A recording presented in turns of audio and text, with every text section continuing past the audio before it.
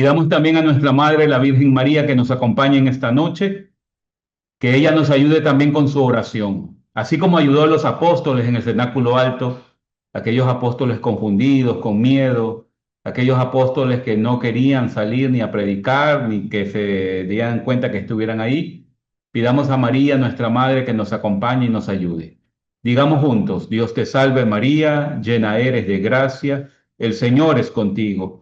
Bendita tú eres entre todas las mujeres y bendito es el fruto de tu vientre Jesús. Santa María, Madre de Dios, ruega por nosotros pecadores, ahora y en la hora de nuestra muerte. Amén. Nos cubrimos con la sangre y agua que brotaron del Sagrado Corazón de Jesús en la cruz y nos sellamos para este momento, en el nombre del Padre, y del Hijo, y del Espíritu Santo. Amén. Dígalo ahí fuerte. Amén. Amén. Participe, hermano, en la oración porque usted se dispone ahí a estar atento. Diga amén. Amén, Señor. Amén.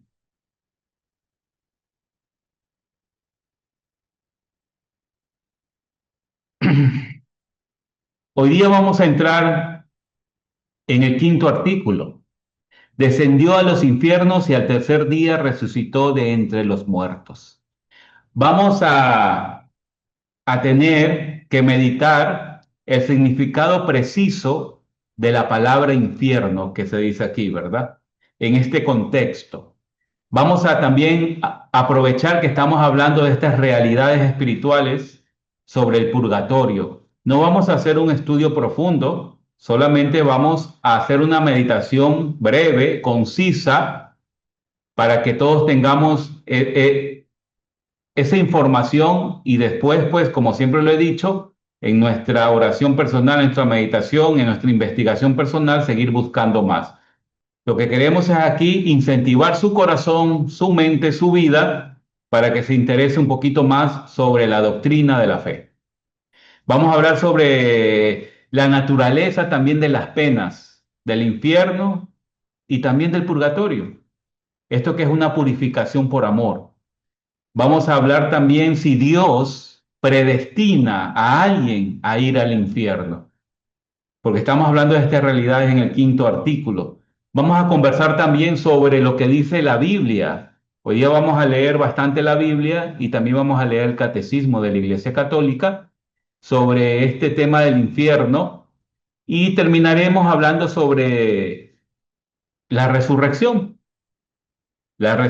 de nuestro Señor Jesucristo, la victoria definitiva de la vida sobre la muerte. Eso es lo que hoy vamos a compartir. Espero que el tiempo me dé, porque es bastante, hermanos, es bastante. Así que les pido a ustedes estar atentos.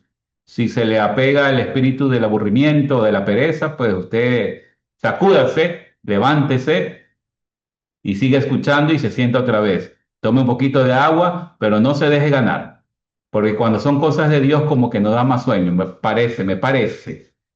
Así que vamos a conversar. Voy a compartir pantalla. Vamos a comenzar. A ver, ¿dónde estás pantalla? Acá estás. Vamos a ver este quinto artículo del credo. Descendió a los infiernos. Jesucristo descendió a los infiernos y al tercer día resucitó entre los muertos. Hermanos, es fundamental, lo repito, es fundamental conocer la gloriosa sepultura de Jesucristo. Pero más importante, y mucho más importante, es conocer la gloriosa victoria de Jesucristo sobre la muerte. Esa gloriosa victoria sobre el demonio, sobre la muerte. Y esa gloriosa victoria que nos abrió la puerta de la salvación, la puerta al cielo, la puerta a los que estaban cautivos antes de la venida del Redentor, antes de la venida de Jesucristo nuestro Señor. De este misterio y de la triunfante resurrección de Jesús que trata este artículo del símbolo, podríamos estudiarlo perfectamente por separados, perfectamente estos dos misterios. Sin embargo, el ejemplo de los santos padres, ¿sí? A ejemplo de los santos padres, lo vamos a ver juntos, porque así lo han puesto en el credo. Así lo decimos, descendió a los infiernos y al tercer día resucitó entre los muertos. ¿Por qué? Porque está intrínsecamente unida esta obra de redención de Cristo. Estas dos cosas que hemos dicho, ¿verdad? Cambiamos diapositiva, por favor. Y vamos a ver esa primera parte. Descendió a los infiernos. Descendió a los infiernos. Tengo un mensajito, déjeme ver quién escribió por ahí. Oca, ya está, es el mismo que estaba saltando.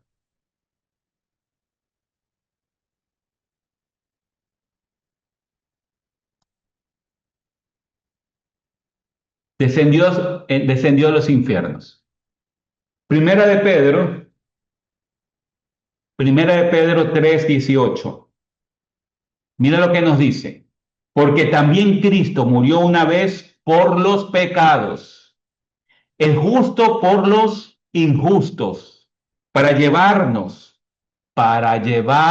a Dios. Murió en la carne, pero volvió a la vida por el Espíritu. Y él fue a predicar a los espíritus que estaban en la prisión.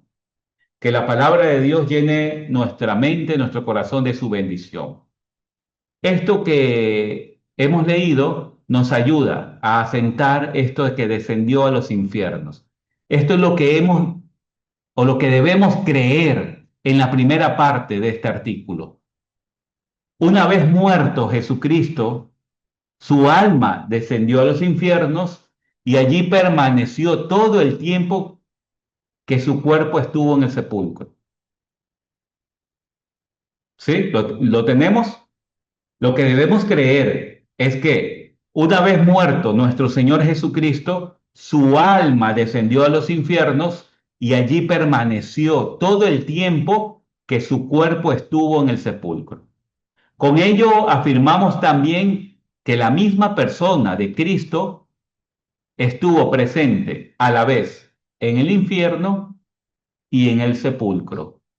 Y no nos debemos extrañar, hermanos, por esta afirmación que acabamos de hacer, pues como tantas veces he repetido y ya lo hemos visto en las anteriores meditaciones del credo, aunque el alma se separó del cuerpo, porque eso es la muerte es la separación del alma del cuerpo, ¿sí? La divinidad nunca se separó ni del alma ni del cuerpo.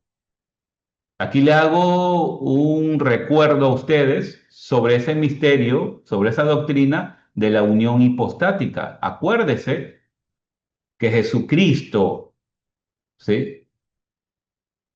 Una sola persona, dos naturalezas, tanto la divina como la humana, están unidas y unidas para siempre. Dios, la segunda persona de la Santísima Trinidad, ¿sí?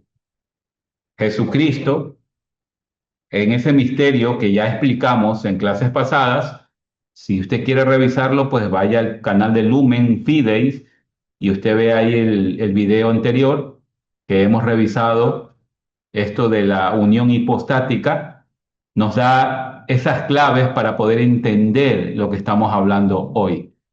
Por eso hemos ido en este orden, porque mientras más profundo entramos en estos misterios del amor de Dios, necesitamos esta ayuda que nos da la Iglesia en su doctrina para ir, que nuestra mente no explote, sino que para ir entendiendo en la medida de lo posible y en la medida que la luz del Espíritu Santo a través de nuestra oración, ¿sí? Nos va iluminando, nos va iluminando. Bueno, entonces no hay que sorprenderse de lo que acabo de decir, no hay que sorprenderse.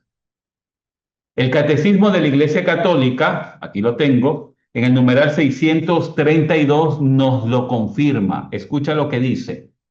Las frecuentes afirmaciones en el Nuevo Testamento, según las cuales Jesús resucitó de entre los muertos, ¿sí? Jesús resucitó entre los muertos, presuponen que antes de la resurrección permaneció en la morada de los muertos. Catecismo de la Iglesia Católica, ¿sí? Este es el primer sentido que le dio la predicación apostólica al descenso de Jesucristo nuestro Señor a los infiernos. Jesús conoció la muerte como todos los hombres y se reunió con ellos en la morada de los muertos, pero ha descendido como Salvador, proclamando la buena nueva a los espíritus que estaban allí detenidos. Es lo que acabamos de leer cuando comencé Primera de Pedro 3:18 en adelante. Eso tenemos que creer. No nos vamos perdiendo, por favor, vamos atendiendo. Por eso les dije desde el principio, hay que estar atentos a lo que vamos a hablar, que hoy es pura doctrina, pura Biblia, puro catecismo, porque esto no se inventa, esto no es lo que yo creo o lo que yo pienso, es lo que la iglesia nos enseña. Nuestra madre, que también es maestra, nos educa en la fe, para no caer en esas mentiras o en esas confusiones que muchos por ahí andan diciendo y hablando cuando no es así, cuando tenemos a nuestra madre y a nuestra educadora, a nuestra maestra, que es la iglesia, que desde hace más de 2000 años está enseñándonos a todos sobre estos temas, especialmente en este tema del artículo 5 del credo que estamos revisando. Asentemos un poco todo lo que estamos hablando. Vamos dando significado preciso a las palabras. Vámonos con la primera palabra que quiero asentar, la palabra infierno. ¿Sí? Infierno en este contexto del credo. Cambiamos diapositiva 4, por favor. Así es. ¿Ya? Hermanos, es crucial entender la palabra infierno, ¿sí? Usada aquí, en este contexto del credo. Aquí no se refiere al lugar de la condenación eterna. Aquí no se refiere a ese lugar que tú y yo decimos infierno y sabemos que es la condenación eterna. Cuando se refiere a infierno, en el credo, en este contexto, por favor, lo recalco porque se pueden confundir, en este contexto del credo, se refiere a la morada de los muertos. Este lugar, esta morada de los muertos, es donde estaban las almas retenidas. Y no era el único lugar, y debemos diferenciarlos. Debemos diferenciar. A ver, la primera, existe un lugar terrible y tenebroso, donde yacen los atormentados con fuego eterno, las almas de los condenados y de los demonios. Este lugar es llamado en la Sagrada Eucaristía, en la Sagrada Escritura, perdón, la Gehenna. ¿Se ha escuchado usted, verdad? O abismo, o propiamente también infierno. Pero este infierno es el infierno de los condenados. De este no está hablando el credo. Habla del infierno en donde las almas retenidas estaban antes de la llegada del Salvador, del Redentor. Existe otro, ¿sí? Otro lugar que es el fuego del purgatorio, donde sufriendo por cierto tiempo se van purificando las almas de los justos, antes que se les abran las puertas del cielo. Voy despacio para no confundirnos, ya que nada impuro puede ver a Dios. Eso nos dice Apocalipsis capítulo 21, versículo 27. Apocalipsis 21, 27 nos dice que nada manchado puede entrar en el cielo. Entonces, algunos que murieron en gracia, pero ha ido arrastrando todavía un poco y tienen que purificar. Entonces se van a purificar en el purgatorio. Ese es el segundo lugar. Y había un tercer lugar. Bueno, antes del tercer lugar, esta verdad del purgatorio es una verdad de fe. Quiero que ustedes entiendan también eso. Aprovechando que estoy hablando del purgatorio, es una verdad de fe proclamada por la iglesia en los concilios, ¿sí? y está claramente contenida, escúchelo bien lo que acabo de decir, está claramente contenida esta verdad del purgatorio en la Sagrada Escritura y en la tradición apostólica, en la tradición apostólica.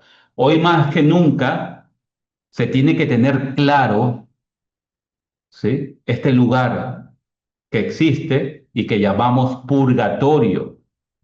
Y hay que enseñarla diligentemente porque vivimos en tiempos que los hombres no viven la sana doctrina, como decía Pablo a Timoteo, capítulo 4, versículo 3. Va a llegar tiempos en que los hombres no quieren vivir la sana doctrina y por ahí sacan muchos cuentos o muchas cosas falsas del purgatorio, que no existe, que sí existe, que es un lugar X, un lugar Y. Bueno, hoy vamos a tratar de responder algunas preguntas sobre el purgatorio. Y por último, este sí es el tercer lugar, había una tercera morada, por decirlo así mejor, una tercera morada donde estaban retenidas las almas de los muertos que murieron antes de la venida de Jesucristo, pero de los muertos justos, ¿sí?, de los muertos justos. Allí sin dolor sensible alguno y alimentados por la esperanza de la llegada del Redentor, gozaban de una vida serena y apacible. Yo no lo digo, lo dice la doctrina. Usted lo puede revisar en el Catecismo Romano, también en el libro de Dessinger. Ahí también podemos encontrar que es un manual de la teología católica y ahí nos dice que ese lugar gozaban de una vida serena y apacible en esa morada. Estas almas justas que esperaban la llegada del Salvador. También era conocido este lugar como el seno de Abraham. Sí habrán escuchado ustedes, ¿verdad? A ver si me escriben ahí. ¿Alguien ha escuchado? El seno de Abraham. ¿Ya? Este lugar también es conocido así y muchas veces lo nombran en las Sagradas Escrituras, perdón. Entonces, Jesucristo descendió a los infiernos a liberar estas almas, estas almas. Debemos entender eso. Entonces son tres lugares: el infierno de los condenados, el purgatorio y el infierno, que es el contexto que estamos hablando ahora en este artículo del credo, que también es conocido como el seno de Abraham. La palabra infierno en este artículo del credo se refiere a esta última que hemos hablado, el seno de Abraham. Ustedes lean después Filipenses capítulo 2 versículo 10. Anote, Filipenses capítulo 2 versículo 10. Hechos de los Apóstoles capítulo 2 versículo 24. Dios le resucitó, dice de San Pedro. Dios le resucitó rompiendo las ataduras del infierno. Porque recordemos, yo ya les dije, ¿verdad? Apocalipsis, en Apocalipsis 21-27, nada manchado puede ver a Dios. Y todos los hombres estábamos manchados por el pecado. ¿Sí? Todos los hombres, todos. Nadie podía entrar a ver a Dios, nadie podía tener esa visión beatífica, esa comunión con Dios, porque el pecado había hecho una zanja, un abismo muy grande entre Dios y los hombres. La comunión había sido rota por el pecado. Entonces ningún hombre, por más acciones buenas que podía haber tenido en la vida, podía entrar al cielo. Ustedes recuerdan capítulo 3 del Génesis, al final del capítulo 3, Dios cierra la puerta del paraíso, que podríamos decirlo, de alguna forma Dios cerró las puertas del cielo y puso a dos querubines, para no entrar en tanto estudio sobre los ángeles, querubines son los guardaespaldas de Dios, ¿sí?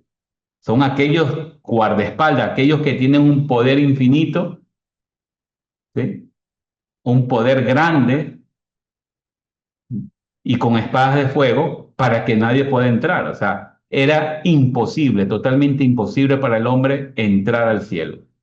Entonces, estos hombres justos estaban esperando la promesa de Dios, porque el protoevangelio, Génesis 3:16, nos habla sobre esta promesa de Dios que no nos dejó abandonados en la miseria del pecado, en nuestra pobreza, en nuestra miseria, en nuestra muerte, sino que al contrario, comenzó a trabajar ese plan de salvación, que así se le dice en la teología, plan de salvación, para poder llevarnos nuevamente, primero encontrarse nuevamente con el hombre, perdonarlo, amarlo y llevarlo nuevamente a casa, al cielo. Y eso es maravilloso, hermanos. Eso debe alegrar nuestro corazón. Y esa es la grandeza de ese amor eterno de Dios para con nosotros. Yo sé que cada uno de nosotros tenemos historias personales con Dios. Uno puede decir quizás Dios me ha salvado del alcoholismo, Dios me ha salvado de la drogadicción, Dios salvó mi matrimonio, Dios salvó, bueno, Dios me ha ayudado en muchas cosas.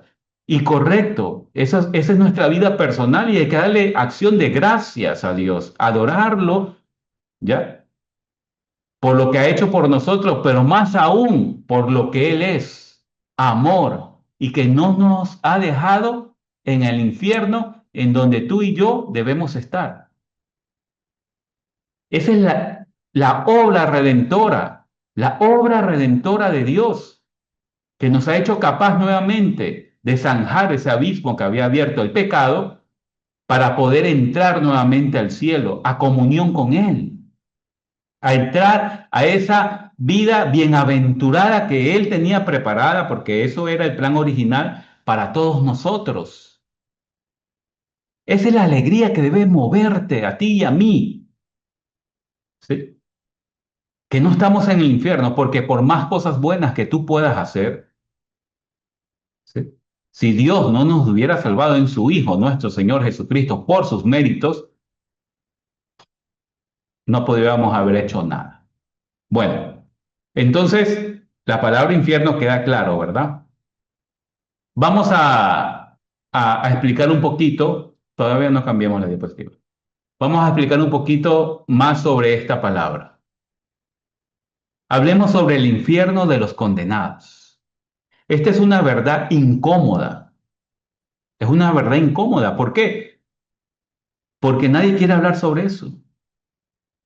Por diferentes circunstancias, miedo, temor, o algunos dicen que no existe, otros dicen que es un invento para meter miedo. No.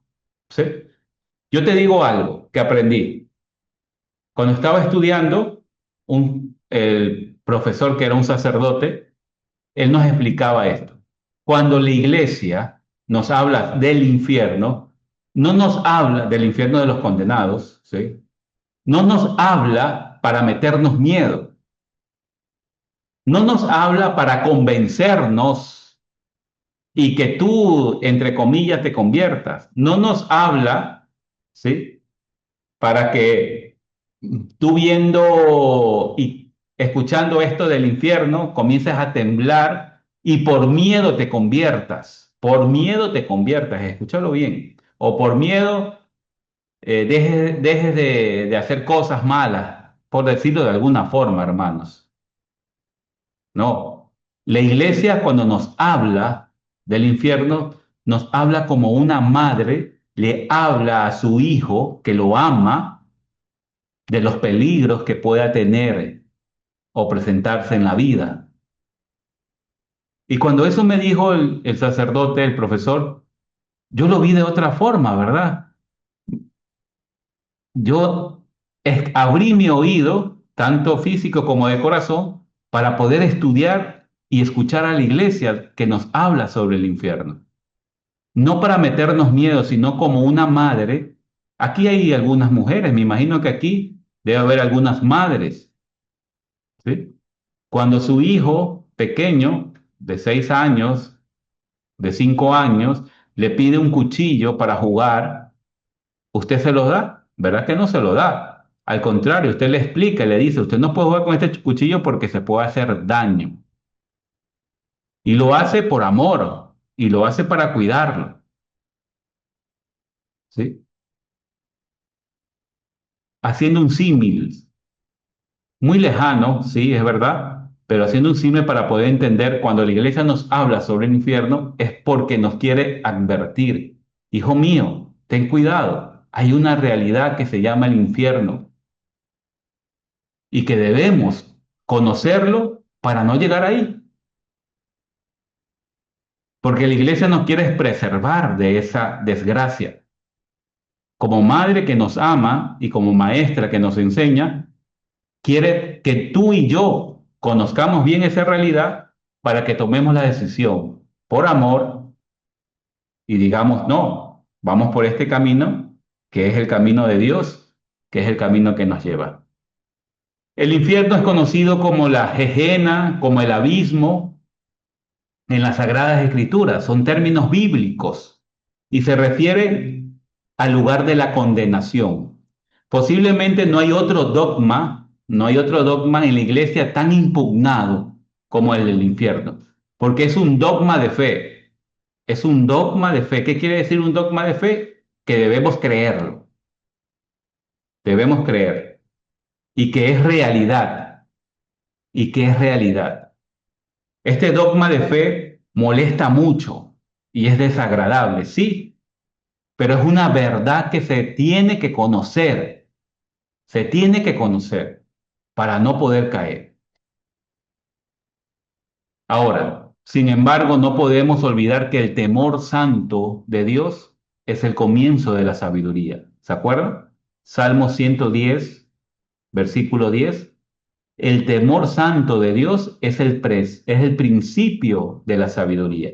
Y que aunque estemos en el siglo XXI, ¿sí? Porque muchos dicen que estos son cuentos del pasado, de eras oscuras, un invento de la iglesia. Bueno, estas verdades eternas tienen siempre la misma actualidad teológica y pastoral que tuvieron en los primeros momentos de la era cristiana. Porque esto no cambia, esto no cambia. Vamos, en torno al infierno, la Sagrada Escritura nos dice, aquí tengo anotado para poder compartir con ustedes.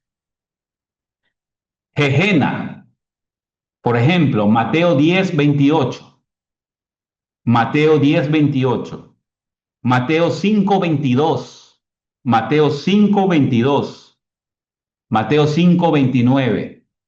No teman a los que solo pueden matar, contestó, pero no pueden matar el alma. Teman más bien al que puede destruir el alma y enviar el cuerpo a la Gehenna, al infierno. ¿Ah?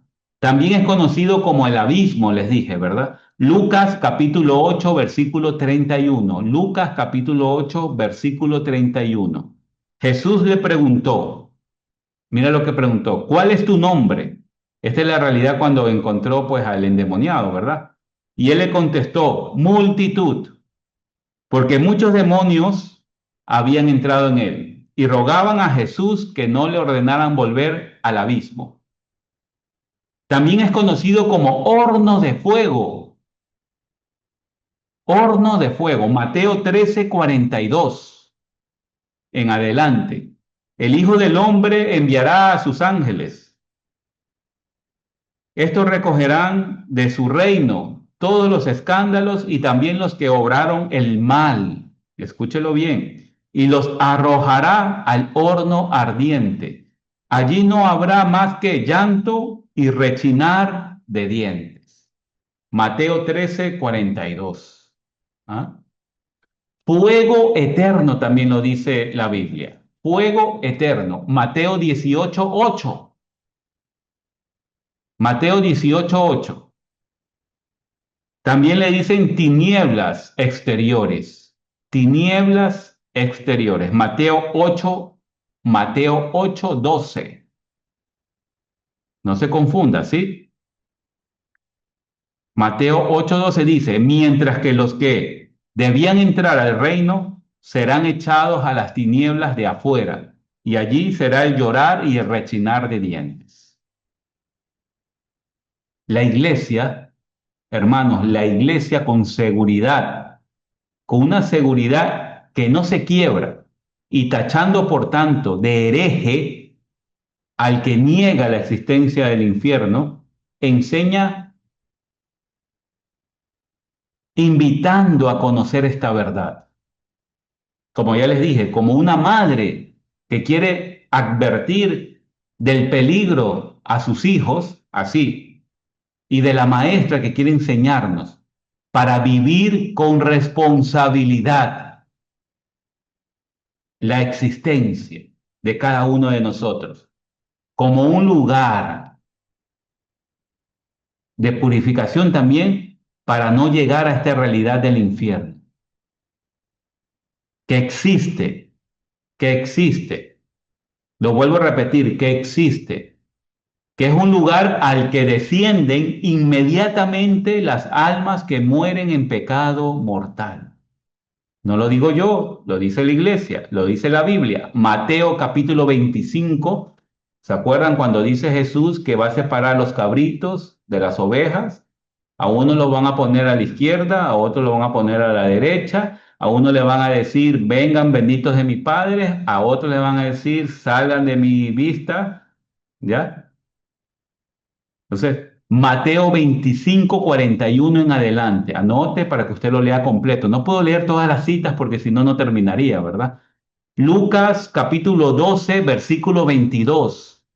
Lucas capítulo 12, versículo 22. Mateo capítulo 9, versículo 43 en adelante.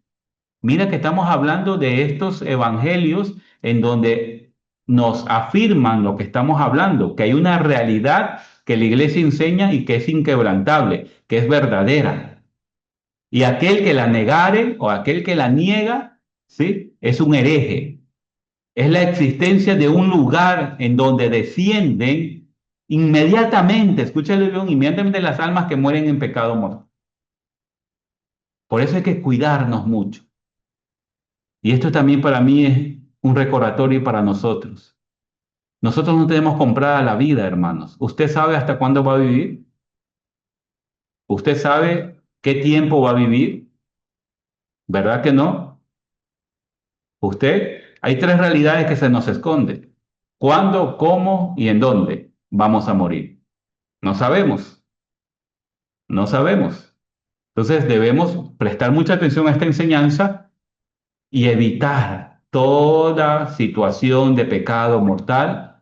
Y en todas las oraciones, por lo menos yo lo hago en la noche, usted lo puede hacer en cualquier momento que usted vea conveniente en su vida.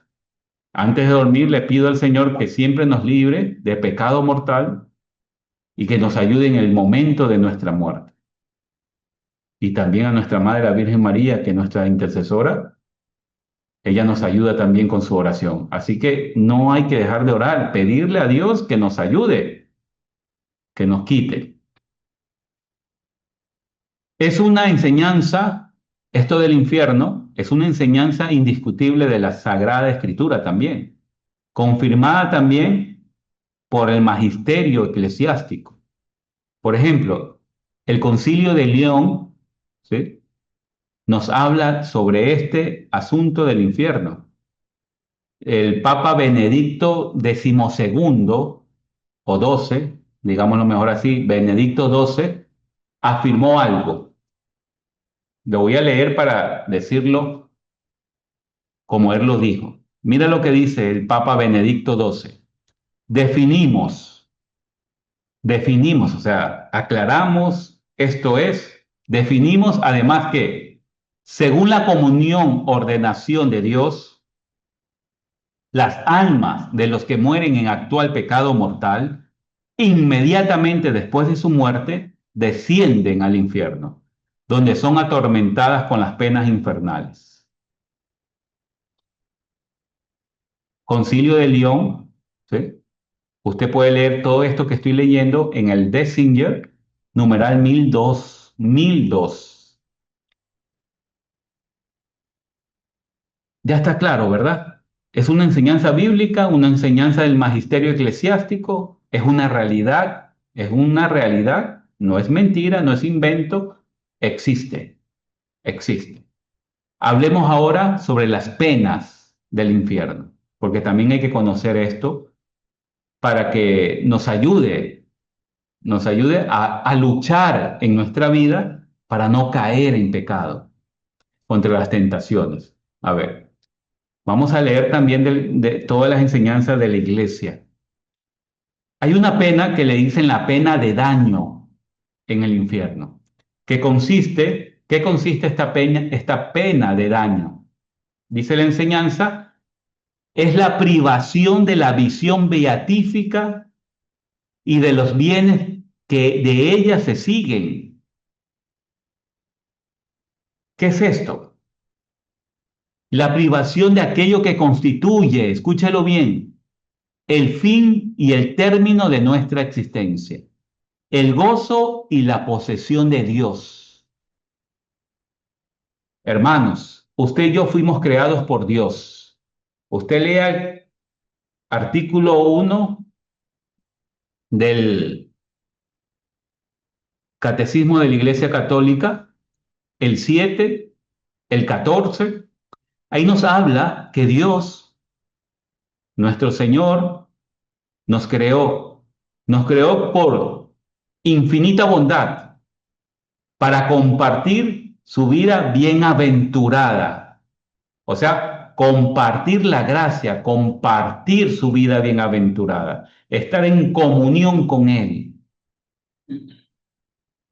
Los teólogos, los estudiosos, hablan de la visión beatífica, o sea, la comunión con Dios, ver a Dios. El alma fue creada para estar con Dios, para estar con Dios. Escúchalo bien. Entonces, la pena de daño en el infierno, ¿qué quiere decir específicamente? Es la separación de Dios. O sea, el alma, cuando se separe de este cuerpo, del tuyo, del mío, cuando muramos, que la muerte es separación del alma del cuerpo, el alma que fue creada por Dios busca, ya separado de la realidad de este mundo, de la realidad de la carne, de la debilidad, busca estar con Dios porque fue creada para estar con Dios, para compartir esa visión beatífica. ¿Sí? Pero como no puede, porque el pecado la separa, como que repele, ¿sí? No puede acercarse a Dios, no puede acercarse a Dios. Esa es la pena más terrible para el alma. ¿Sí? Esa es la pena más terrible para el alma. Esa es la pena de daño, la separación de Dios. No vamos a poder estar con Dios. Hay otra pena que se llama la pena del sentido. Perdón, la pena de sentido, no del, la pena de sentido. A esta pena de daño se une la pena de sentido. Esta pena de sentido atormenta, ¿sí? Desde ahora las almas condenadas y atormentará sus mismos cuerpos en el último día de la resurrección, donde los buenos y los malos, todos los hombres y mujeres, vamos a resucitar. El cuerpo y el alma se volverán a unir, ¿sí? Se van a volver a unir en la resurrección universal y estas almas que ya están condenadas también serán atormentadas en el cuerpo. Ahora las que están condenados solo están atormentados en el alma y ese tormento de los condenados va a ser después en la resurrección universal también en el cuerpo, porque se va a resucitar el cuerpo y ellos irán a ese lugar. Esta pena consiste principalmente, dicen los estudiosos, en el tormento de fuego. ¿Sí? Usted lea Lucas capítulo 16, 24. Lucas capítulo 16, 24. Mateo 25, 41. Otra vez le repito el Mateo 25, 41 que también ahí nos habla. ¿Se acuerdan que les mandé a investigar en la primera clase el símbolo atanasiano de Atanasio? Ahí también él habla sobre estas penas. Él habla sobre estas penas. Y espero que hayan investigado, revisen y va a ver qué encuentran ahí. Fuego, además que cualquiera que sea su naturaleza, porque no hay una explicación exacta sobre el fuego del infierno, cuál es su naturaleza, solo dicen fuego, atormentará a los cuerpos y a las almas. Acuérdate que también hablamos de la definición que hizo Benedicto XII, lo hicimos hace poquito, hace un momentito, que habla también sobre esto, ¿verdad? La fe enseña, hermanos, la fe enseña, ¿cómo se los digo? La fe enseña que las penas del infierno, y esto es lo que hace más terrible esta situación, y que debemos grabarnos en la mente y en el corazón y no olvidarnos nunca, la iglesia enseña que estas penas del infierno serán eternas, serán para siempre, ¿sí? No tendrán fin, no tendrán fin. Aunque parezca que se va terminando, comenzará siempre de nuevo. Y es un continuo empezar, empezar, perdón, empezar. Estoy pensando en pensar. Empezar sin término ni que se acabe. No se va a acabar. Muchos son los textos de la Sagrada Escritura, queridos hermanos. Muchos son los textos de la Sagrada Escritura que hablan sobre esto y que enseña el magisterio también eclesiástico. Vuelvo a repetir un texto que es común, capítulo 25 de San Mateo, versículo 40 en adelante. Jesús mismo nos lo dice. El Papa Vigilio, no Virgilio, Vigilio, que fue el Papa 59 de la Iglesia, contra los errores de Orígenes, él define también o sentencia estas palabras. Escuchen. Si alguno dice o siente, mira que él fue más allá, no solo decir o siente que el castigo de los demonios o de los hombres impíos es temporal y que en algún momento tendrá fin o que se dará la reintegración de los demonios o de los hombres impíos, sea anatema. ¿Sí? Anatema, hereje. Esto lo dice el documento Dessinger, usted lo puede buscar en el 411. Yo estoy hablando mucho del Dessinger, ¿verdad? No sé si ustedes conocen. El Dessinger es un manual de símbolos y definiciones y declaraciones sobre las cosas de la fe y de las costumbres. Un teólogo que tenía apellido Dessinger lo escribió. Es sobre el magisterio de la iglesia, la enseñanza del magisterio. Usted busca en internet, Denzinger, Denzinger, la D, la E, la N, la Z, la I, la N, la G, la E, la R, ¿sí? Sobre el magisterio de la iglesia. Es un manual que usted encuentra ahí sobre la doctrina de la iglesia. Todo lo que se ha dicho en los concilios, todo lo que se ha dicho en el magisterio sobre todos los temas de la fe. Le hago esa aclaración porque quizás algunos de ustedes no puedan haberlo conocido, ¿verdad? Entonces, el infierno, queridos hermanos, es un lugar de tormentos y para siempre, sin esperanza alguna de redención, sin esperanza alguna, ¿ya? Sin esperanza alguna. ¿Y por qué? Porque ni el pecador se va a rehabilitar nunca, porque están ahí porque han querido y no se quieren rehabilitar. Y Dios no es que no perdona, perdón, no es que no quiere perdonar, sino que Dios, ¿sí? Puede perdonar el pecado solo con arrepentimiento. Y si no hay arrepentimiento del pecador, no se puede perdonar, no puede Dios perdonar porque no hay el arrepentimiento. El condenado nunca podrá formular el valor meritorio, porque terminó ya para él la posibilidad de merecer. O sea, para entenderlo, en vida, hermano, en vida. ¿Se ha escuchado esa frase? Yo, en vida, cuida a tu mamá, en vida sí, pero en vida, más que todo lo que puedas hacer por otros, en vida cuida tu alma, porque estamos en el tiempo en donde tú y yo tenemos la posibilidad de merecer. Si creemos y aceptamos y vivimos lo revelado por Jesucristo, Salvador de los hombres, y por los méritos y por el bautizo que hemos recibido en la iglesia, podemos salvarnos de esta realidad del infierno de los condenados. Tengamos en cuenta eso. Vamos a la otra verdad que hablábamos, o al otro lugar, el purgatorio. El purgatorio es una verdad que fue impugnada también por muchos. No es ahora solamente con los protestantes, ya viene esto desde el siglo II, ¿sí? El siglo IV también hubo una lucha fuerte contra esta verdad del purgatorio. San Agustín refutó a Erio, que era uno de los que estaban en contra de esta verdad del purgatorio. Se puede decir que uno de los mayores enemigos de esta verdad del purgatorio fueron los protestantes, siglo XVI, con Lutero. La iglesia enseña como verdad de fe, o sea, verdad de fe, que existe el purgatorio. Nos enseña eso.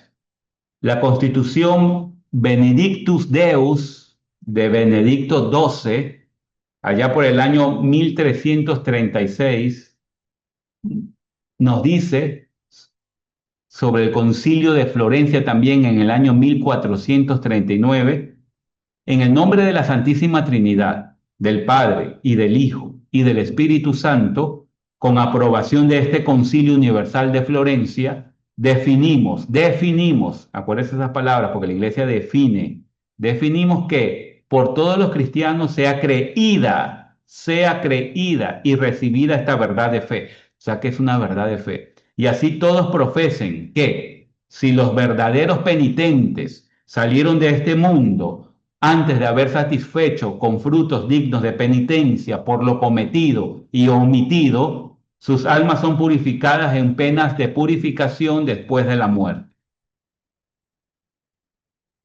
La Iglesia ha definido esto. Esto debe bastarnos para nosotros. Debe bastarnos porque la Iglesia tiene la autoridad de definir. Ella ha dicho que sí existe. Pero bueno, vamos siguiendo revisando. También el Concilio de Trento habla sobre esto en la sesión sexta, sobre la justificación. También definió esta verdad, ¿sí? Y la definió contra los protestantes. Si alguno dice que esta verdad en el siguiente canon, ¿sí? Después de recibir la gracia de la justificación, de tal manera que se le perdona la culpa y se le borra el reato de la pena eterna a cualquier pecador arrepentido, que no queda reato alguno de pena temporal que haya de pagarse o en este mundo o en el otro, o sea, en el purgatorio, antes de que pueda abrirse la entrada al reino de los cielos, sea anatema. En el Dechinger, numeral 840, usted puede conseguirlo también lo que acabo de decir. Yo sé que esto es doctrinal, queridos hermanos, por eso no voy a ahondar más, porque si no, pues tenemos que ocupar más tiempo en esto. Pero estos son datos del magisterio y lo he querido compartir con ustedes, lo he leído para compartir con ustedes, para que ustedes vean que la enseñanza es definida ya por la Iglesia, en estos concilios de Florencia, de Trento, en la Biblia también. Y hay una pregunta que por ahí late siempre en alrededor nuestro, aquellos que no creen. ¿Son falsas las afirmaciones de la Iglesia sobre el purgatorio? ¿Son falsas estas sentencias que ha hecho la Iglesia? Porque cuando la Iglesia define algo, no es porque la Iglesia lo ha inventado. No.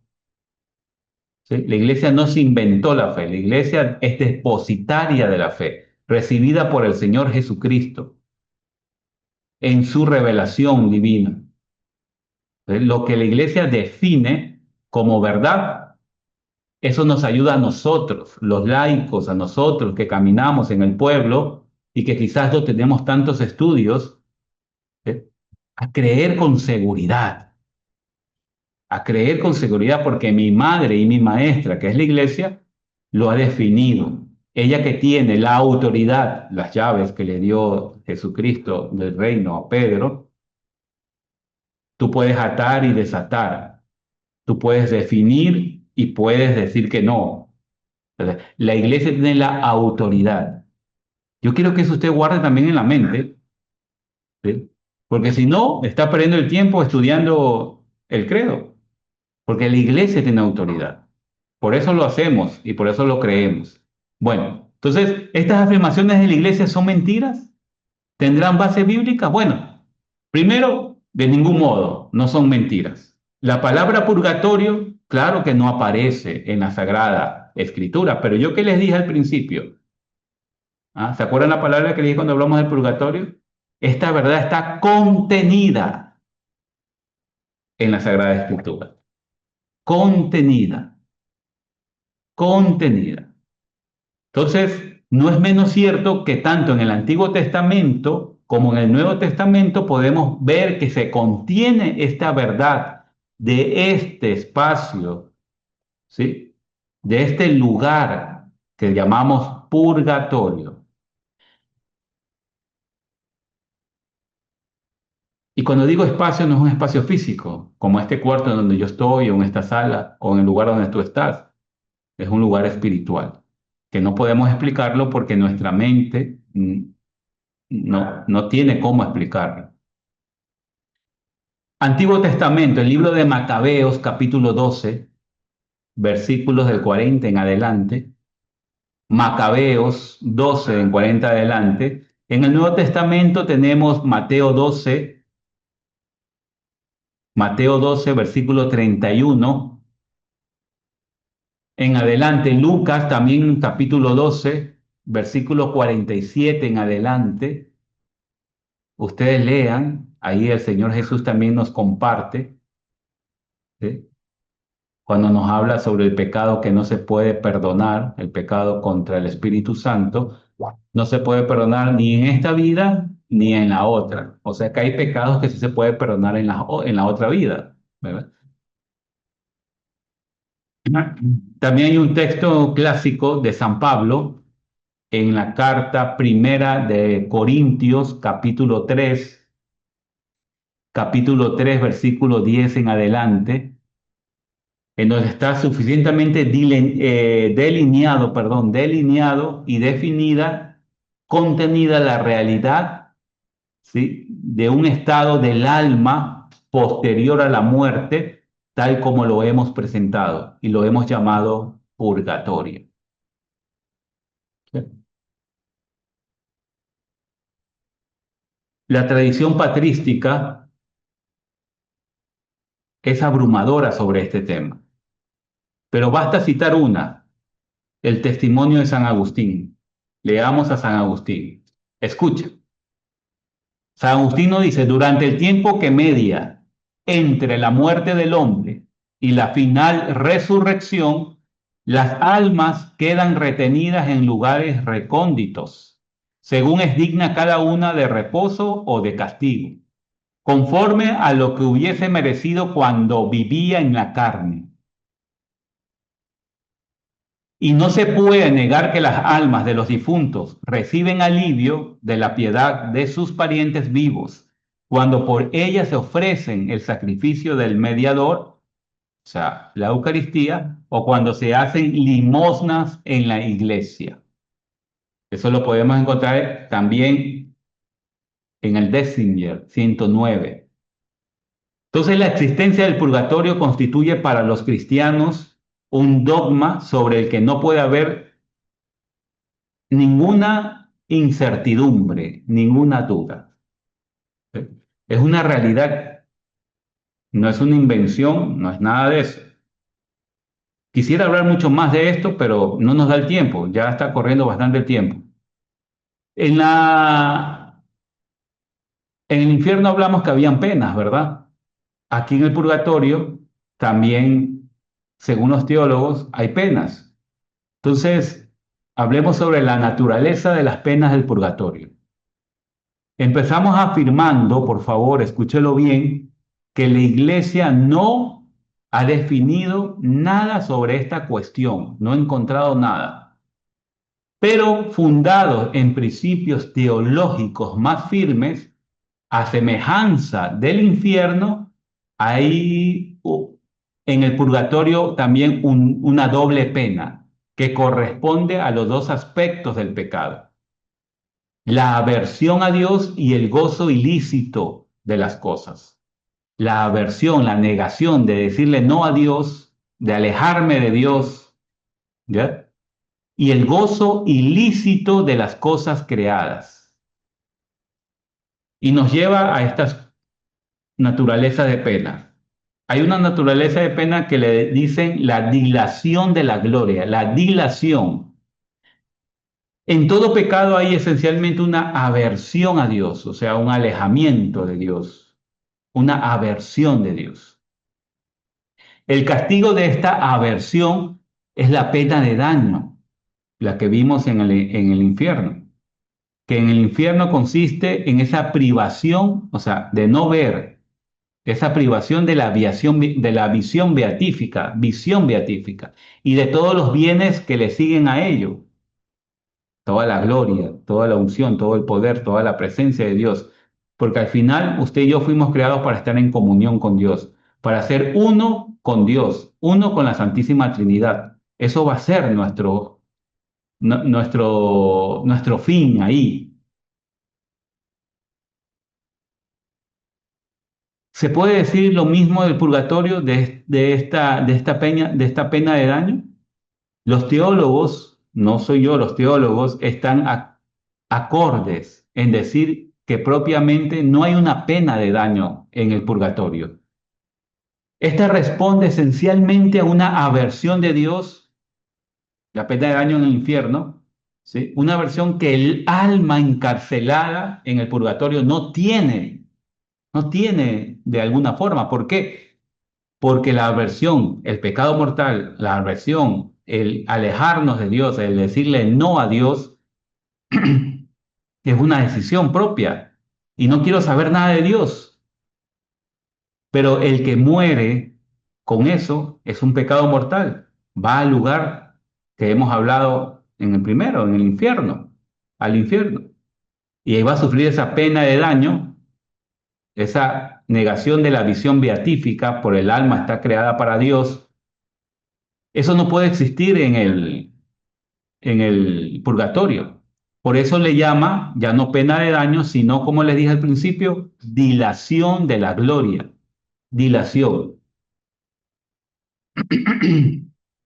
Esta dilación de la gloria es porque se ha muerto con la esperanza de alcanzar ciertamente esa visión beatífica, porque no es más que una privación temporal mientras se purifica de eso que todavía no nos permite ver a Dios, que no fue un pecado mortal, no fue, porque si no el pecado mortal nos llevaba ¿a dónde?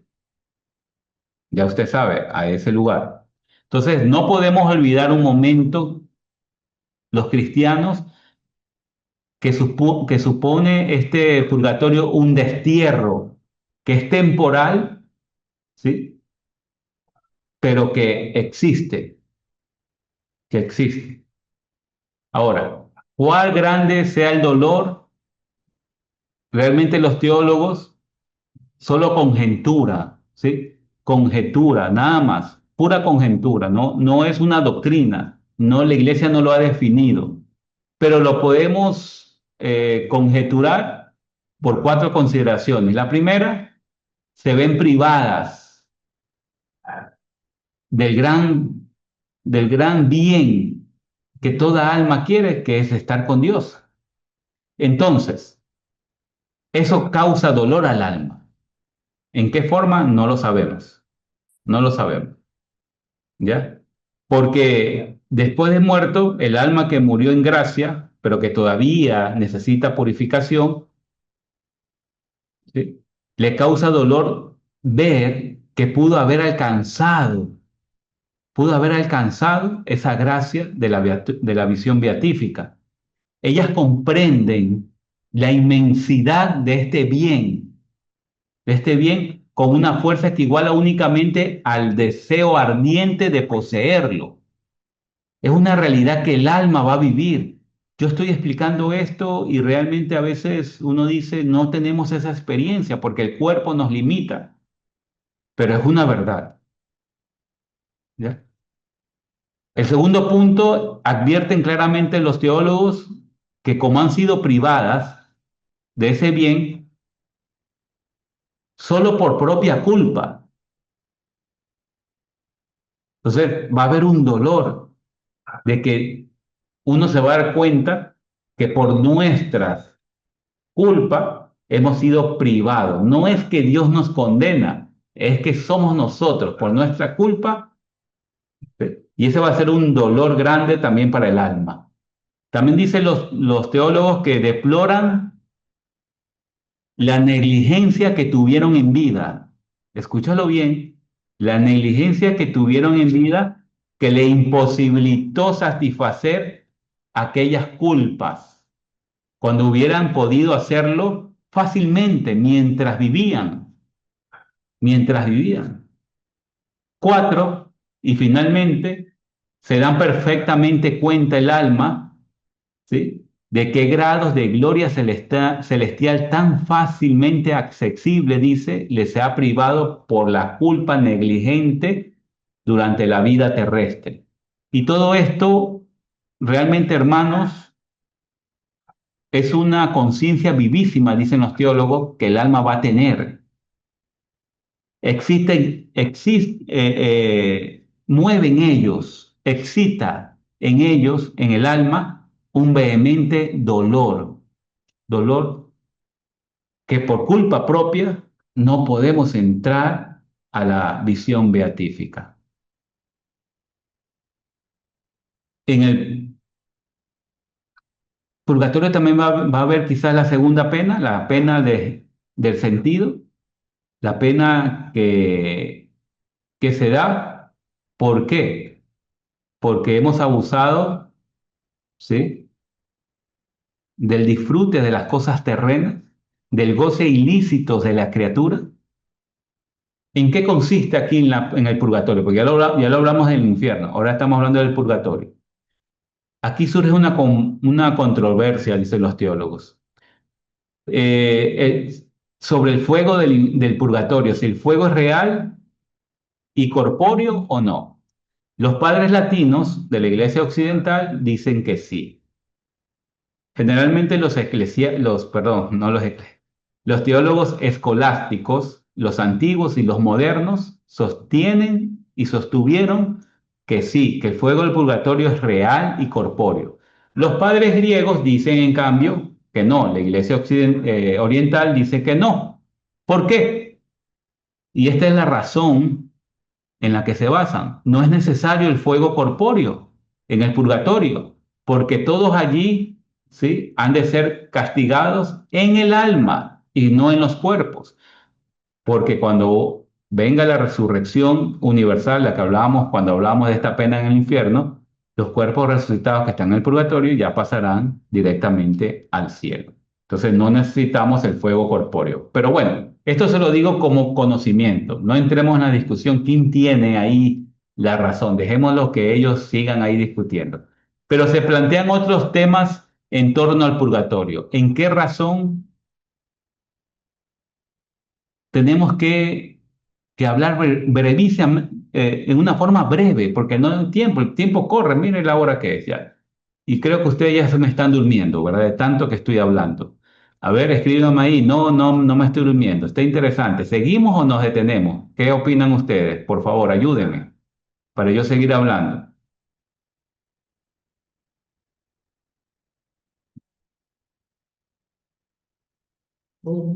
Se durmieron ahí.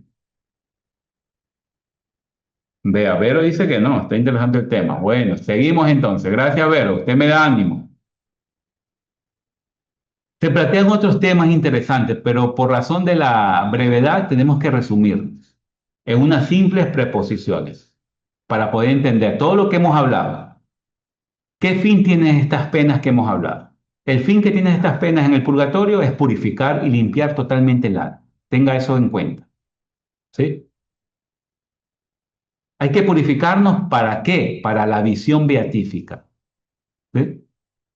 ¿En qué estado están estas almas que están en el purgatorio? Dentro de las penas descritas de las que hemos hablado, tienen el inefable consuelo de sentirse confirmadas en gracia, ¿ya? O sea, están en estado de gracia. No la pueden perder jamás. Ya están en el purgatorio y ahí jamás van a perder la gracia. El Papa León X condenó la proposición de Lutero, en donde decía que las almas del purgatorio pecan continuamente, deseando el descenso y la liberación de sus penas. No, no pecan. Ya están en gracia. Lo que están es purificándose.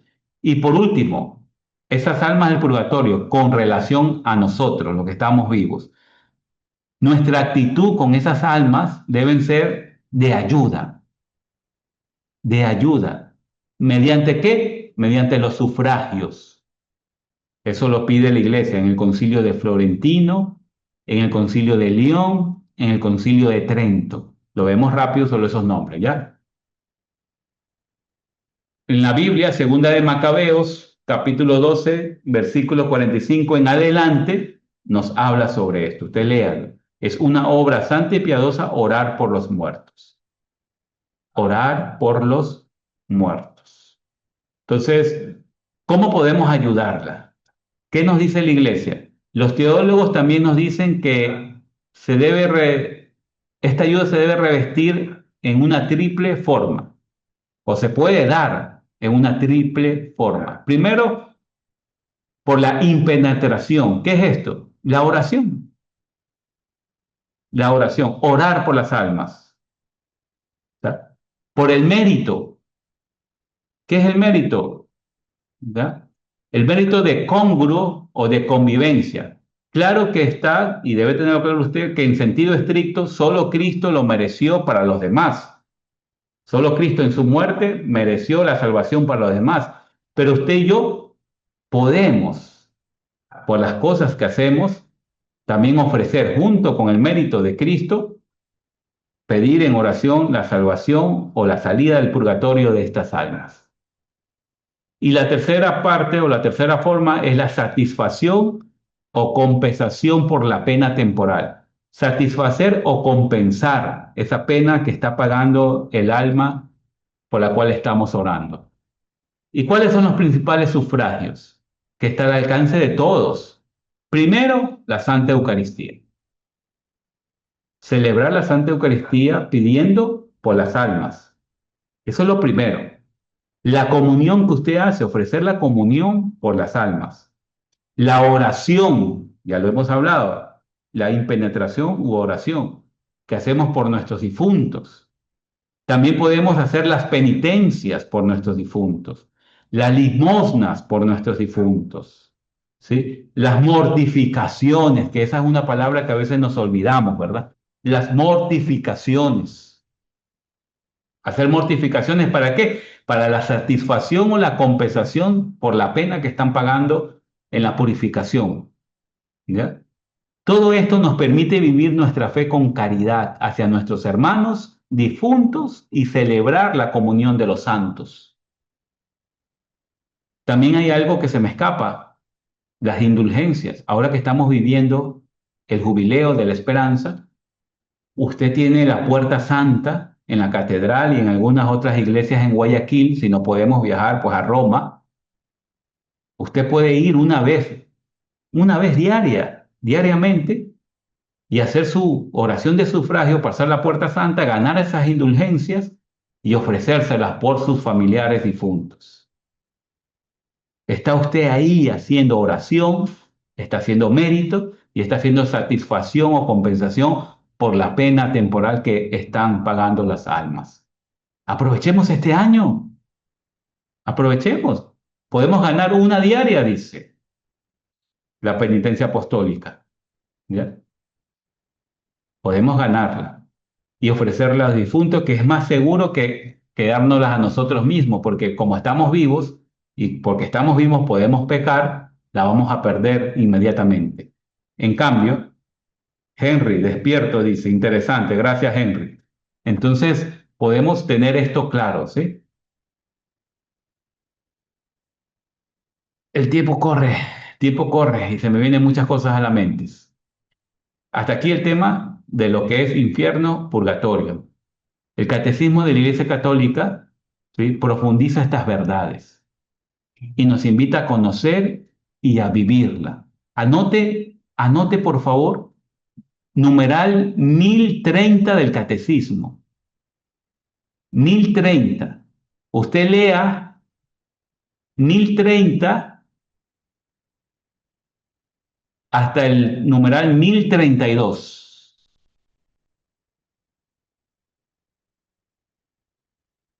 Luego se salta numeral 1035, 1036 y 1037.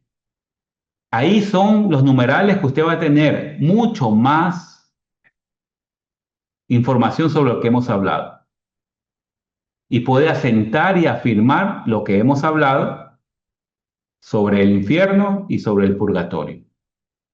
Yo voy a leer solamente el 1037 porque tenemos que responder la pregunta que hicimos al principio. ¿Dios predestina a las almas al infierno? ¿Hay almas que están predestinadas al infierno?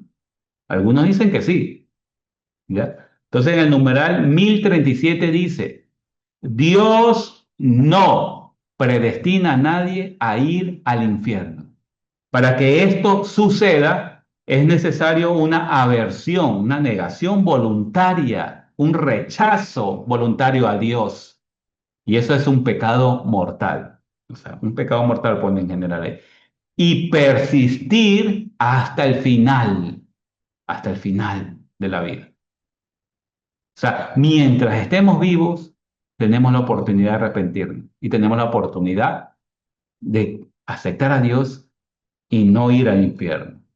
En la liturgia eucarística y en las plegarias diarias de los fieles, la Iglesia implora la misericordia de Dios, dice, que quiere que nadie muera, sino que todos lleguen a la conversión. Segunda de Pedro, capítulo 3, versículo 9.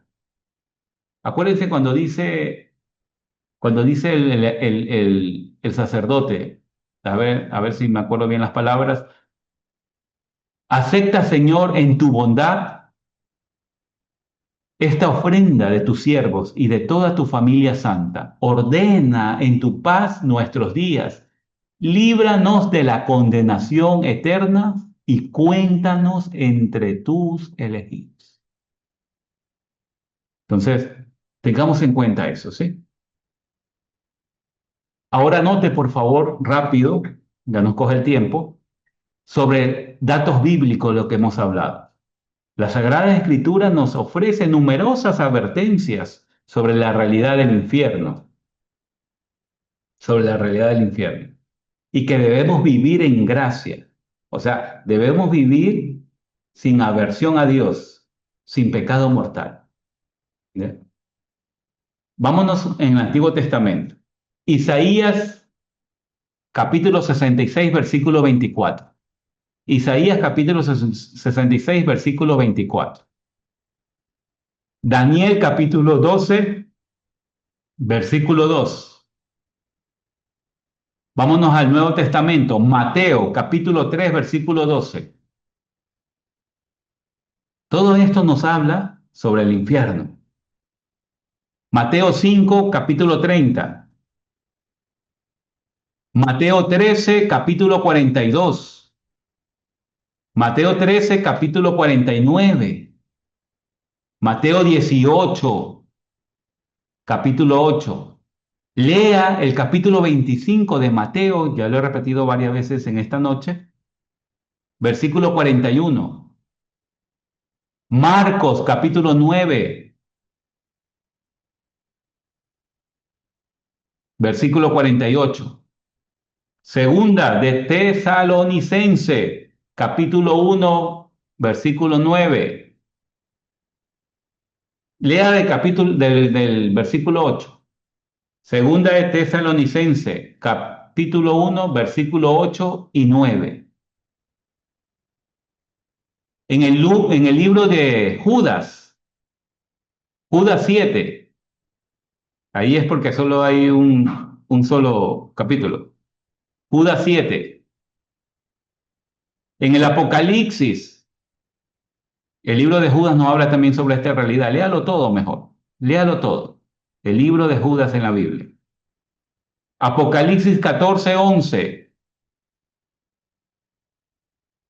Aquí dice claro, no hay reposo ni de día ni de noche para los que adoran a la bestia. O sea, nos está hablando de que esto es eterno, siempre.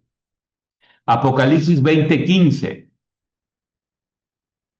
Apocalipsis 21:18.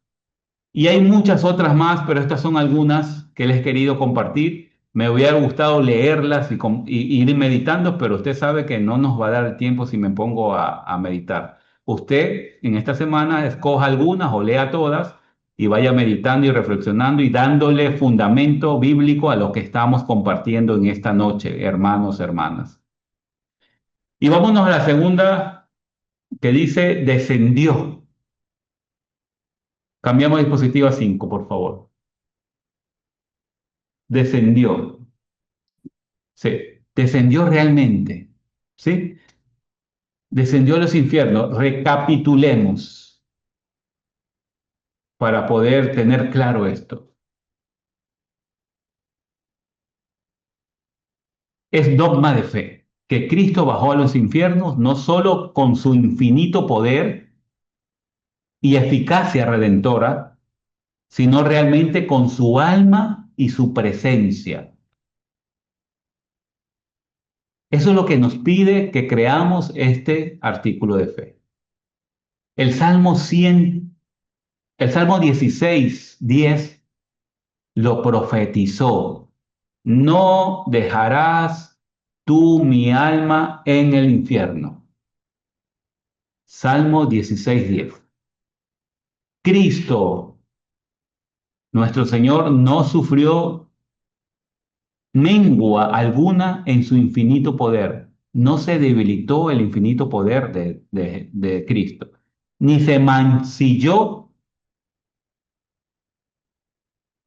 un solo ápice, un solo ápice de su esplendor de santidad bajando al infierno. No. Este hecho, por lo contrario, resultó una nueva y solemne confirmación de su santidad y de su divinidad. Eso debe ser para nosotros también una prueba de la santidad y de la divinidad de Jesucristo. Tantas veces demostradas con milagros cuando Él lo hizo, cuando caminaba con nosotros. Lo entenderemos mejor si lo comparamos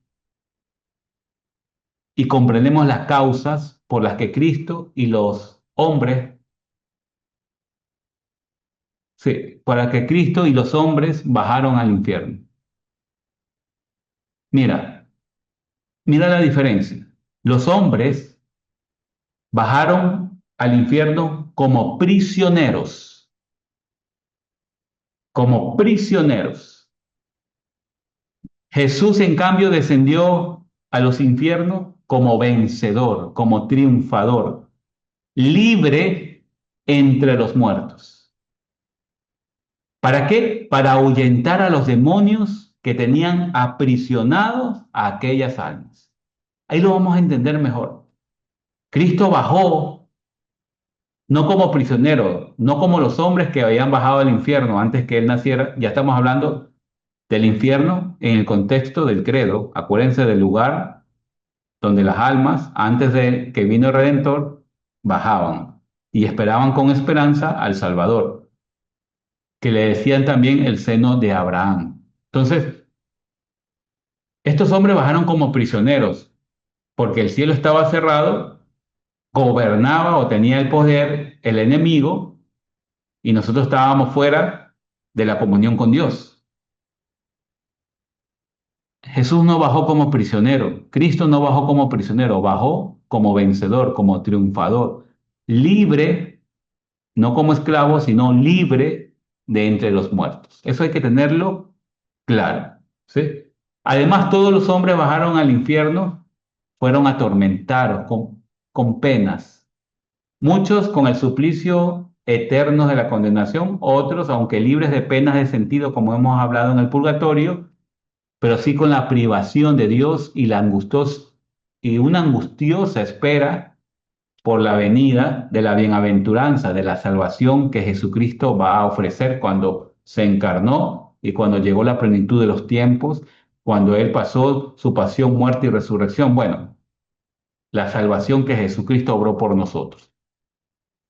Cristo, en cambio, bajó no para sufrir, no para estar en angustia, sino para liberar esas almas de los justos de aquella cárcel molesta y comunicarles el fruto de su pasión.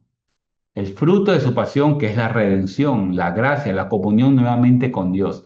Entonces nada hubo pues en la bajada de Cristo a los infiernos que disminuyera su infinita dignidad y su poder. Fue una manifestación de la victoria de Jesucristo. Eso hay que tenerlo claro. Recapitulemos también. ¿Para qué descendió? Cristo nuestro Señor descendió, ya ustedes lo hemos venido pues diciendo muchas veces, pero recapitulemos y asentemos más claramente.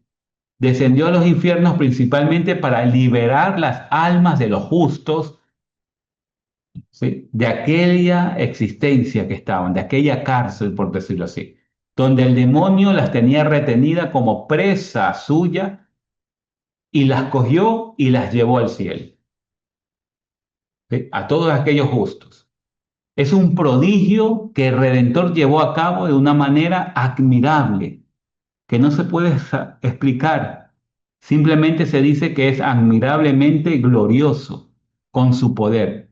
Apareció radiante entre los prisioneros, inundándolos con su esplendorosa luz y al mismo instante de la aparición todos quedaron llenos de alegría y se les concedió sobre todo lo que más deseaban esas almas de los justos, la bienaventuranza, el ver a Dios. De esta manera se cumplía lo que Jesucristo le había prometido, ¿se acuerdan en la cruz? Al buen ladrón, hoy estarás conmigo en el paraíso. Lucas capítulo 23, 43. Ahí se cumplió esas palabras, ahí se cumplió. Porque Cristo bajó y ahí lo encontró y se lo llevó para el cielo. Ahí cumplió. Para entender mejor la fuerza de este misterio, conviene recordar que Cristo con su pasión no solo rescató a los justos que estaban viviendo en ese tiempo cuando Él murió, sino que también salvó a aquellos que nacieron y murieron antes de su venida. Aquellos que antes estuvieron ahí. Aquellos que antes de su venida, de su acción gloriosa, de su salvación, estuvieron. Entonces, antes de su muerte y de su resurrección, las puertas del cielo estuvieron cerradas. Acuérdese de eso, para todos. Las almas de los justos no entraban al seno de Abraham, no entraban, sino que ahora también iban al fuego del purgatorio. Y así tenían algo para satisfacer y expiar. ¿Por qué? Porque todavía no había sucedido la redención, no había muerto Cristo, no había resucitado, no había venido el Espíritu Santo, no se había abierto las puertas del cielo.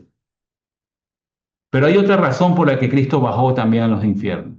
También bajó para manifestar ahí, como antes los hizo, que Él tiene el poder en el cielo y en la tierra, y su eterno poder y su eterna gloria, ¿sí?, se ve reflejada en este acontecimiento que Él bajó al infierno.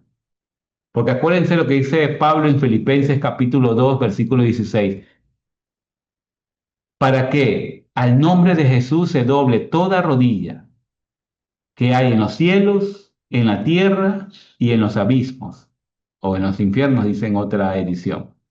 Entonces, usted y yo puede mirar este acontecimiento sin estupor, sin admirarse, de ver cómo la infinita bondad de Dios para con nosotros pecadores, que no solo se conformó con sufrir en la cruz, usted sabe ya la pasión de nuestro Señor Jesucristo, esa muerte cruel, sino que quiso también bajar a los mismos infiernos por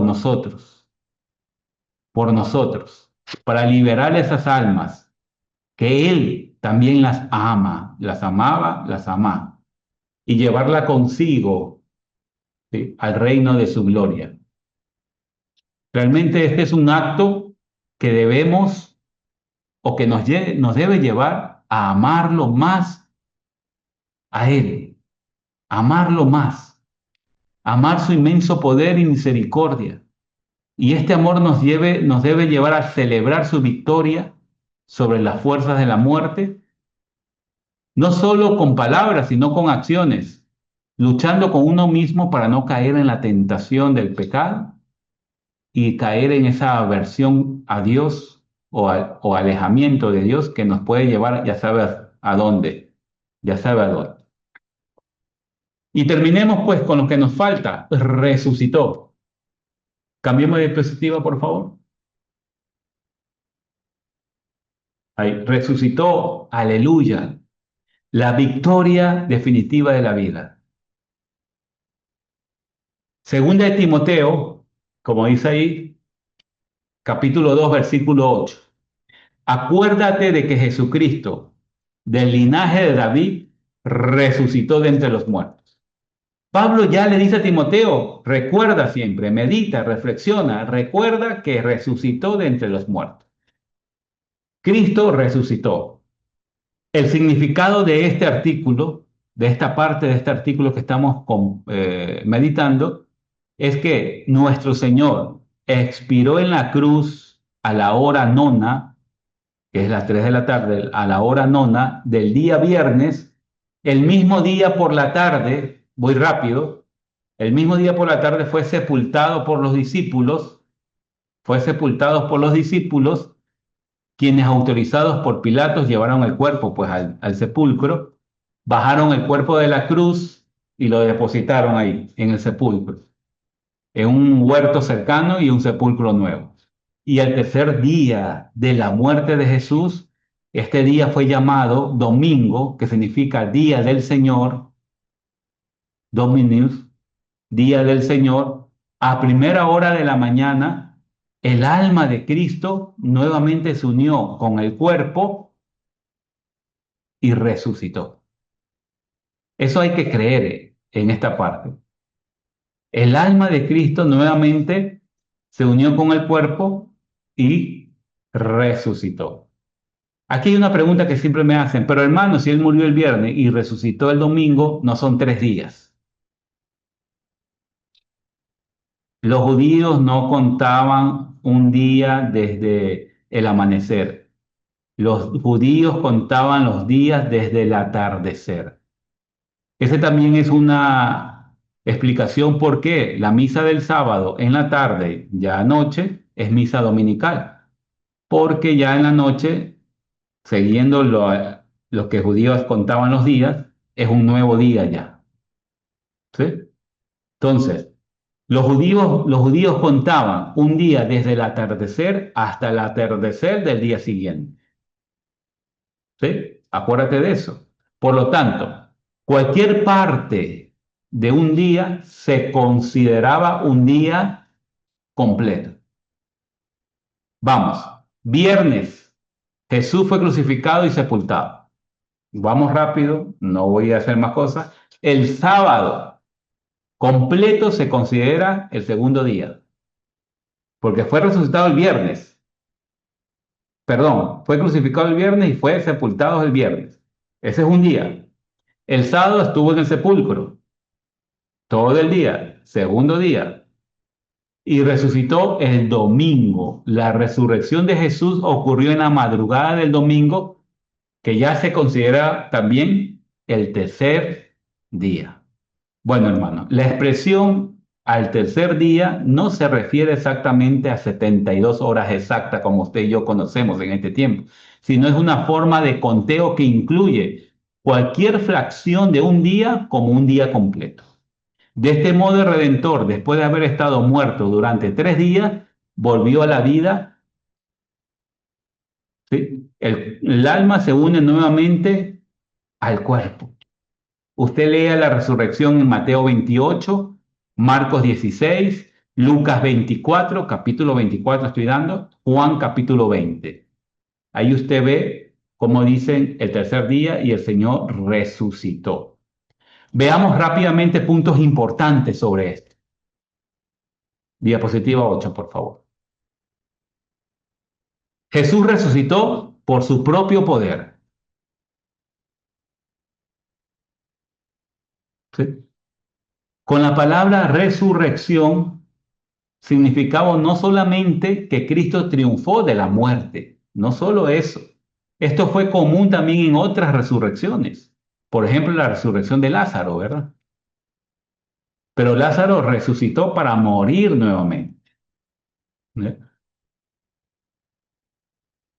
Cuando hablamos aquí de resurrección, hablamos sobre todo de que Cristo resucitó por su propio poder, por su propia virtud, cosa que solo Él puede hacerse, que Él solo puede hacerlo, que solo a Él le podemos decir y que Él solo puede, y que solo a Él se le puede afirmar, digámoslo mejor así, que solo a Él se le puede afirmar, poder volver a la vida después de muerto con su propia virtud, con su propio poder.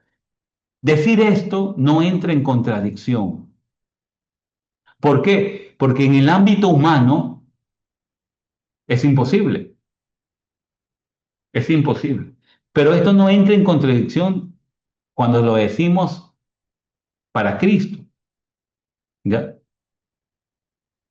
Esto es un prodigio reservado exclusivamente al infinito poder divino.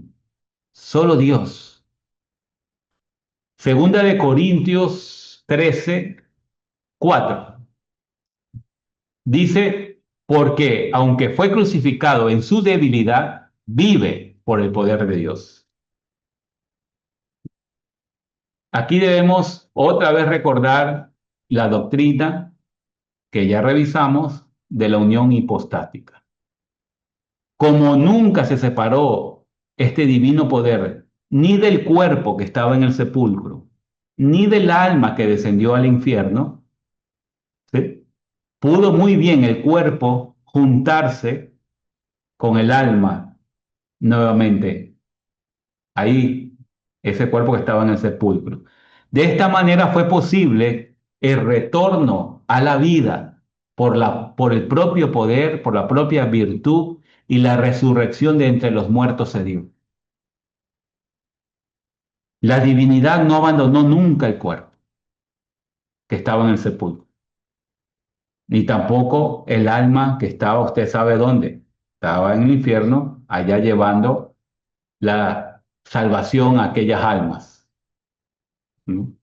Y esto no es extraño, esto no es contradictorio, ya para usted y para mí está más claro porque conocemos esa unión hipostática. La persona de Cristo, la persona de Jesucristo, segunda persona de la Santísima Trinidad, tiene esas dos naturalezas, la humana, la cual murió, la cual sufrió, ¿sí? La cual murió en la cruz, pero también tiene la divina. Y cuando se separó el cuerpo del alma, la divinidad no se separó del cuerpo, estaba en el cuerpo y también estaba en el alma. Y ese poder de Dios hizo posible que se uniera nuevamente el alma. Por propia virtud, Cristo resucitó. Y el propio Señor Jesús lo afirma en Juan capítulo 10, anote, capítulo 10, versículo 17, yo doy mi vida para tomarla de nuevo. O sea, Él dice que Él la da y Él la va a tomar. O sea, no es que se la van a dar, Él la va a tomar. Tengo poder para volverla a tomar. ¿Por qué? Humanamente es imposible, sí, pero acuérdate que Él tiene naturaleza divina también. Para Dios, para el poder de Dios, no es imposible. En otra ocasión también dirá en Juan capítulo 2, versículo 19, destruid este templo y en 3 días lo levantaré. Los judíos entendieron el templo físico. No, él hablaba del templo de su cuerpo. Por eso San Pablo después dice, ¿no sabéis ustedes que son templos de Dios? Siguiendo el ejemplo y esta enseñanza de Jesús, que él dijo que que su cuerpo era templo. Destruyan este templo, o sea, destruyan este cuerpo, que yo en 3 días lo voy a levantar.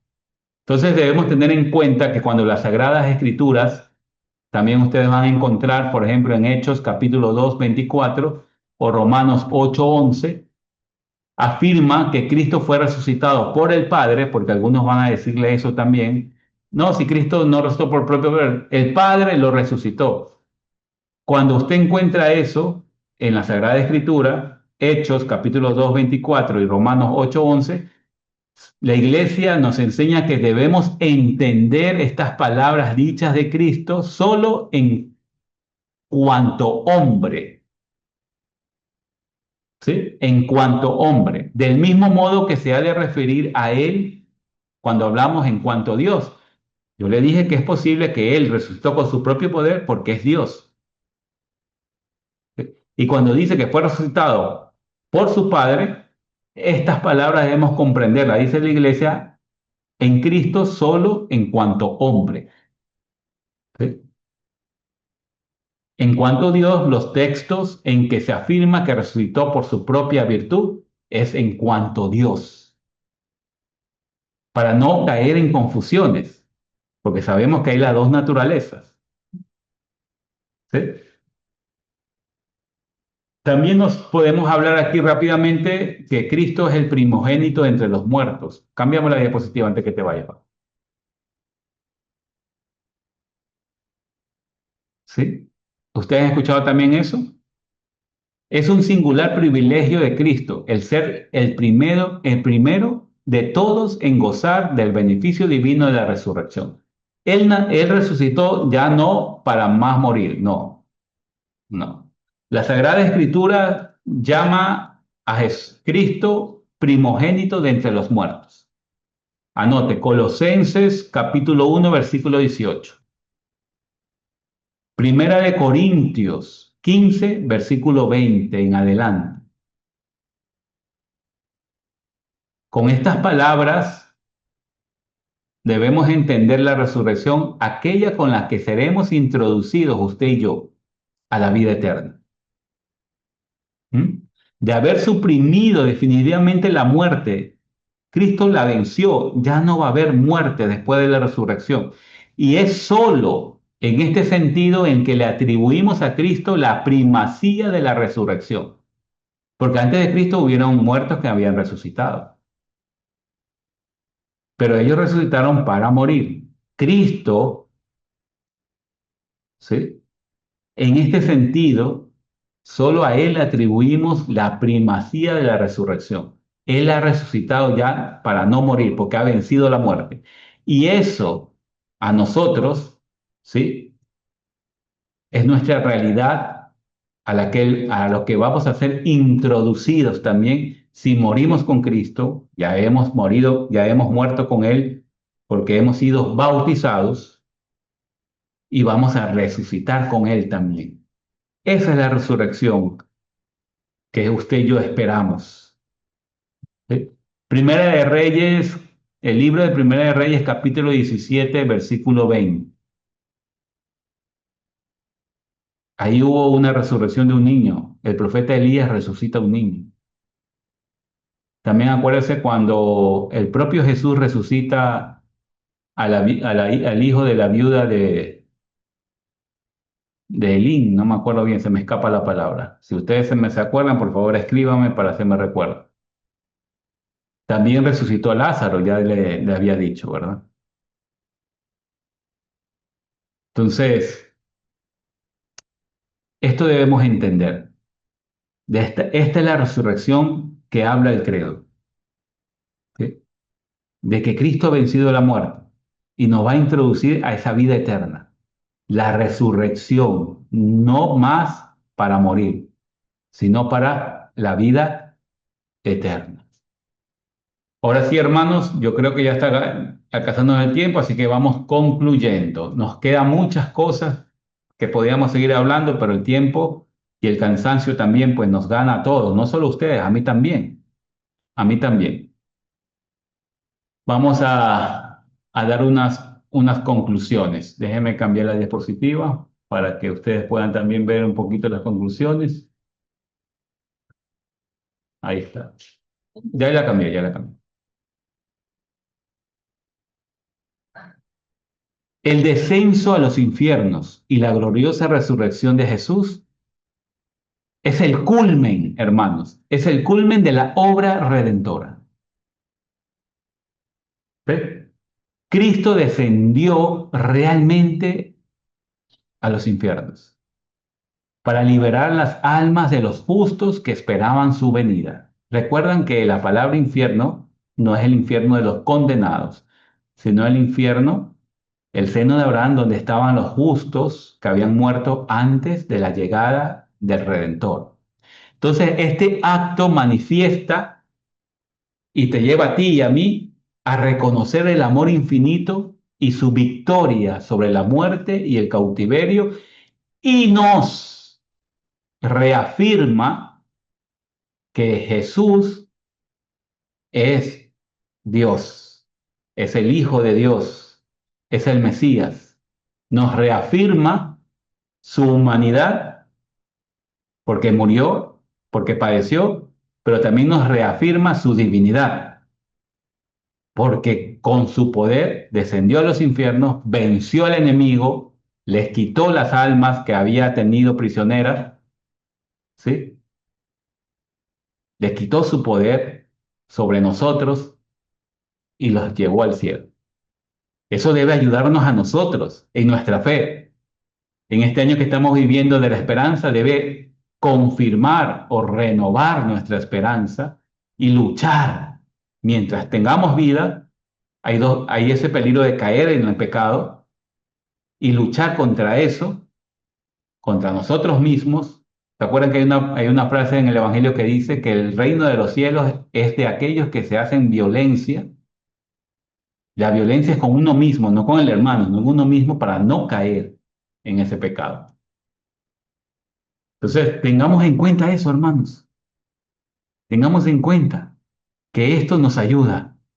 Y Cristo resucitó por su propio poder, siendo el primogénito, ¿sí?, de los muertos, que resucitó, pero en el sentido para ya no morir, como ya hemos explicado.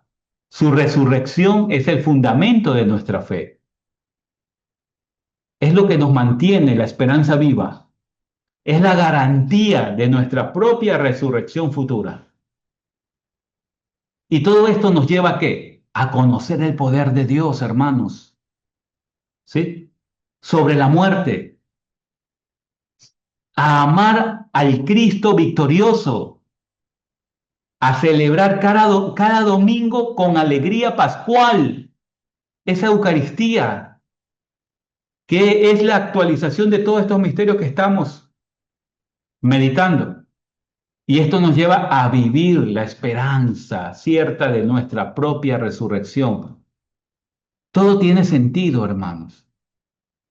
Todo tiene sentido, el sufrimiento, la enfermedad, la alegría, la tristeza, los dolores, las tribulaciones, todo va a tener sentido si usted enfoca esto en su vida, este poder de Dios. Vamos a la oración, queridos hermanos. Cambiemos de diapositiva, por favor. Ahí está la oración. Póngase en actitud de oración, querido hermano, y digamos juntos, ven Espíritu Santo, ven Espíritu Santo, ven Espíritu Santo, pídele, ven Espíritu Santo, fluye de mi corazón. Ven, ven y abre nuestro entendimiento a la profundidad del misterio que hoy hemos contemplado. Pídele ahí la gracia que necesitamos, que abra nuestro entendimiento, porque realmente lo que hemos hoy día contemplado Sin la ayuda, sin la luz, sin la guía del Espíritu Santo, es confusión total. Jesucristo descendió a los infiernos y al tercer día resucitó de entre los muertos. Espíritu Santo, ilumina nuestros corazones para comprender que el descenso del Señor Jesús no fue a un lugar de condenación, sino a los abismos donde esperaban los justos. Él fue a anunciarles la redención que solo tú puedes dar, Espíritu Santo. Tú venciste las sombras y le abriste las puertas del cielo a quienes aguardaban tu luz. Espíritu Santo, haznos entrar en la verdad de esta fe pascual, que Jesucristo realmente murió, pues siendo hombre pudo morir, que su alma fue el seno de los muertos y que desde allí irrumpió con poder y gloria en la resurrección, venciendo la muerte con su vida. Ven, Espíritu Santo, y aviva en nosotros la certeza de que la tumba no es el final y que la tumba está vacía. Y yo soy testigo de eso, hermanos, porque cuando estuvimos en Tierra Santa, visitamos la Basílica del Santo Sepulcro y la tumba estaba vacía. No había ningún cuerpo ahí, estaba vacía. Aviva, Espíritu Santo, en nosotros esa gracia de reconocer que la tumba está vacía, que la muerte no es el final y que en la resurrección de Cristo está nuestra esperanza y la victoria de todos los cristianos. Danos la gracia de vivir como redimidos, de luchar para no caer en la aversión a Dios, que con la mirada fija en el Redentor, en el resucitado y a los pies de Él, dispuesto a caminar con Él, encontremos cada uno de nosotros esa gracia que necesitamos. Que esta verdad transforme nuestra tristeza en gozo. Yo le pido al Espíritu Santo esa gracia también especial para ustedes, queridos hermanos que están en este curso. Esa tristeza que pueda estar en su corazón, la transforme en gozo. Que las heridas en la confianza o esas dudas de fe desaparezcan y nuestra vida en testimonio de Pascua podamos vivir cada uno de nosotros. Espíritu Santo, Señor y Dador de vida, haznos vivir con fe profunda este misterio pascual,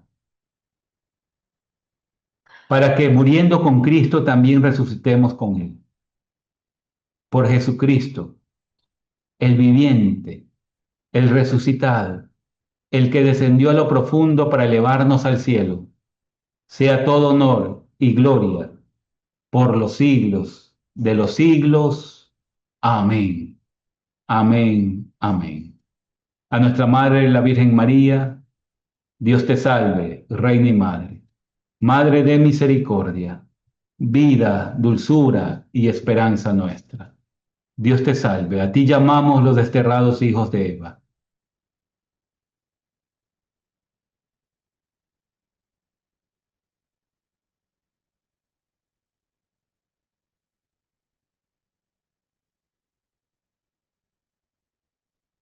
Ruega por nosotros, Santa Madre de Dios, para que seamos dignos de alcanzar las promesas y gracias de nuestro Señor Jesucristo. Amén. Amén. Amén.